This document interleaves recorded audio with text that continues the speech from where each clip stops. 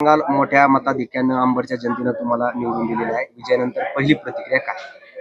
प्रथमतः तर मी जनतेचे कोटी कोटी धन्यवाद मानणार. त्यांच्या पुढे नतमस्तक होऊन मी त्यांना धन्यवाद म्हणणार की त्यांनी इतकी मोठा विश्वास आमच्यावर दाखवून मला इतक्या प्रचंड मतांनी त्यांनी मला विजयी केले. त्याबद्दल मी त्यांचे खूप खूप आभार मानते. विजयानंतर घरामध्ये पाऊल ठेवताना खरं तर तुमच्या डोळ्यामध्ये अश्रू होते. काय वाटत होतं नेमकी विजयानंतर घरामध्ये? असं मेहनत केल्याचं चीज मिळाल्यासारखं, फळ मिळाल्यासारखं असं वाटलं तेव्हा. जरा इतकी मेहनत आपली केलेली वाया नाही गेली. कुठेतरी जनतेने आपल्यावर विश्वास दाखवला आणि त्या विश्वासाचं फलित एवढा मोठ्या मतदानाच्या ह्यांनी विजय झालोय. बरं, काय अंबडमध्ये पहिलं काय कोणतं काम हाती घेणार? अंबड शहराचे प्रमुख प्रश्न तर आपण निवडणुकीमध्ये ऐकलेच. आता प्रथमतः कोणतं काम हाती घेणार आहात निवडणुका?